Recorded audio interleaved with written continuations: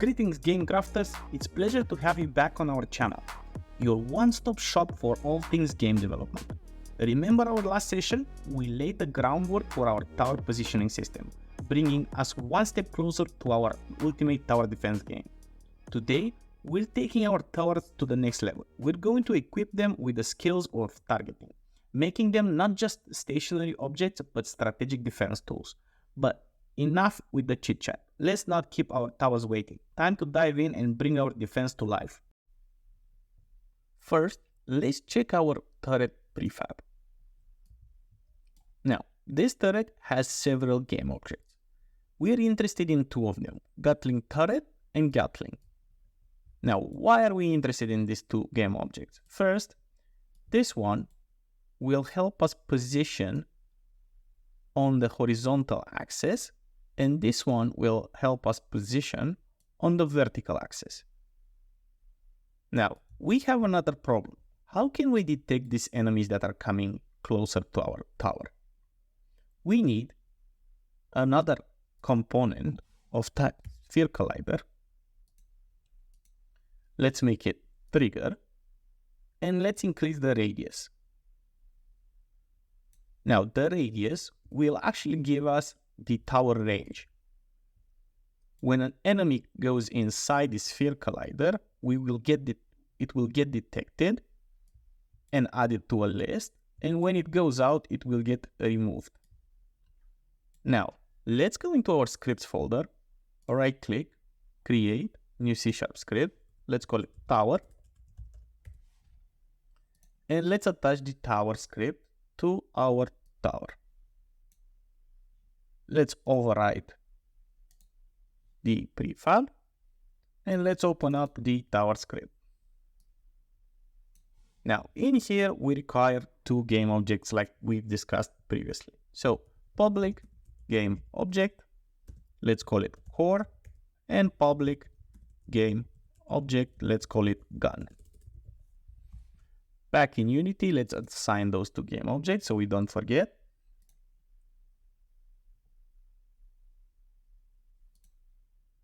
So our core is going to be Gatling turret, and our gun is going to be Gatling. Great. Back in our script, we said we're going to make use of two methods. First one is private void on trigger, enter, collider, let's call it call, and private void on trigger, exit, collider, let's call it also call. Great. Now in here, we're going to have to check if this collider game object dot compare tag is actually an enemy. And if it's an enemy, we need to add it to a list. We don't have that list yet, so let's declare it here. Let's say private list game object, and let's call that enemies in range. So in here, we can say enemies in range.add, and let's add the game object. Great. Now we can do something similar on the on-trigger exit. So if the collider that exited our sphere is it's a enemy, we want to remove that enemies from our list.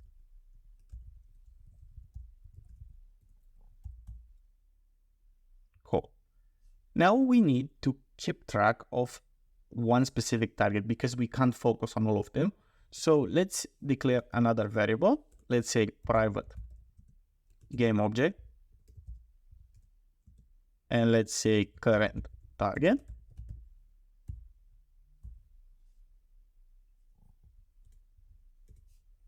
And we need to see which one is our current target. So we need a method, let's call it update target, that we can call in both our on-trigger enter and our on-trigger exit. And let's create this method. So if you hover over your update target that you just wrote, you have this light bulb. If you click on it, if you click on it, generate method update target. We removed this part. So first, we need to make sure if there is a current target or not. So if current target is not equals null, so if we already have a target, we would like to return. After this if statement, let's create a game object called closest enemy and initialize it to null. Now we also need to find the distance from the tower to our enemy. So we need a variable to put that value in. Let's say float closest distance. And this variable, we need to initialize it with the biggest float that we can. So let's say float.max value. And now we need to go through our enemies list and see which one is the closest. So for each game object enemies in range, if enemy is null, we return. We might have some weird stuff going on, so I prefer to do that. And we say float distance to enemy equals width, and now we need to find the distance from the tower to the enemy. We can do that using vector3.distance. And the first argument we need to pass in is the tower's position. So we can do that with transform.position. And the second element is our enemy.transform.position. Now we need to check if this new distance to enemy is smaller than our closest distance, because that would make this enemy the closest. So if distance to enemy is smaller than closest distance, we need closest distance to be updated to distance to enemy, and closest enemy equals with this enemy. Right. After this for loop, we can check if closest enemy is not equals null. So if we found a closer enemy, we can do closest distance equals with, we can do current target equals closest enemy. Otherwise, current target is null. So we basically don't have any enemies in range. Okay, so let's move on. Next, we need to reintroduce the update method. So void update. And first, we need to check if we have a current target. So if current target not equals null, we're executing something. Let's now create a new 3D vector that matches the target's X and Z position, but keeps the Y position of the tower's core.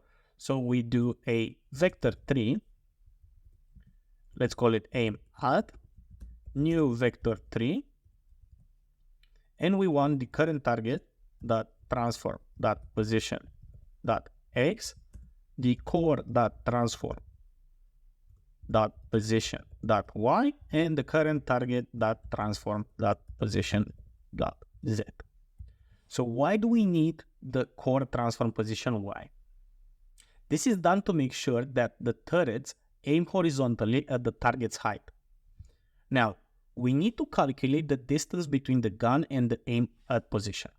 That is super easy. We can do a float distance to target equals with vector3.distance. We first pass in the aim at, and then we want the gun.transform.position. So now we found the distance between the target and the gun. Now, next we need to calculate a point in the direction the gun is facing, but as far away as the target. Let's do that by creating another vector3, and call it a relative target position. And this vector3 will be the gun.transform.position plus the gun.transform.forward, because we are looking on the z-axis, times distance to target. Now, we need to adjust this relative target position so that it has the same y value as the target. So we can do a relative target position equals to new vector 3 relative target position dot x current target dot transform dot position dot y and relative target position dot z. Now, next we will have to rotate the gun and the tower's core to look towards their respective target position. The rotations need to be smoothed over using the quaternion.slurp. This will interpolate between two quaternions representing orientation based on a parameter. In this case, it's going to be time.delta time and some variable turning speed. But let's see how we can do that. So gun.transform.rotation equals with quaternion.slurp. And here we pass in as a first rotation gun.transform.rotation, and then we need to somehow look at that. So we can do quaternion that look rotation, and we want to look at relative target position minus gun.transform.position. And we require a third argument, which is, like I said, time.delta time times, oh, some mistake here, so time dot delta time times the turning speed. Now, we haven't declared this variable, so let's go ahead and do it. We go up here, public float turning speed. We can initialize it to, I don't know, 10, but we can change it in the inspector. And I think that should be okay. What is wrong here? Oh, so wrong spelling. And here we can do core.transform.rotation equals with quaternion.slurp. Now, as a first rotation, we have core.transform.rotation. So where do we start from? And we want to look at the aim at minus core.transform.position. And again, we pass in the third argument, which is time.delta time times turning speed. Great, now that we have those rotations done, we need to calculate the vector pointing from the gun to the target. So vector 3, direction to target, equals with current target dot transform dot position minus gun dot transform dot position. Now, we need to check if the gun is pointing close enough to the target. If the angle between the direction to the target and the direction the gun is pointing is less than a certain value, we're going to call it something like angle turning accuracy. The code inside the if statement is executed. So let's do if vector 3 dot angle, we pass in direction to target and gun transform dot forward. So the forward direction, that's Z, is smaller than angle turning accuracy. We're going to execute something, but first let's declare this angle turning accuracy. Let's say public float, and let's put it 80. Okay, so now we assign the angle turning accuracy, but I've just noticed something we missed. In here, on line 13, enemies in range, this list is never initialized. So let's do that. Let's say new list game object and initialize the list. So now we wouldn't have any issues. Otherwise, it would just say that the object doesn't exist because we haven't initialized it. Now, let's go back into the update method. And here in the if statement, we can simply call fire. Now, we don't have this method yet. So let's generate a fire method. And for now, let's say debug.log firing at enemies. Okay, so there is one thing left to do in this script. We need to reset the current target to null once the enemy is out of the sphere collider. So we can do that here and say current target equals null. Let's go back into Unity and see what else we have to do. So firstly, we need to check if we have the sphere collider. It seems like we don't have it. I might have put it on a different object. So sphere collider, let's tick is trigger and make the radius 12. Let's override this, apply to all. Check your other game components and see if you put the sphere collider somewhere else. It has to be on the main component where you have your tower. And let's check also the enemy. So here, yep, we don't have it. We need to create a new tag. Let's call it enemy like we did on the script. And assign it. And we also require a rigid body. Remember that for a trigger collider to happen, we need one of the objects that are in collision to have a rigid body component. Now, let's head and test it.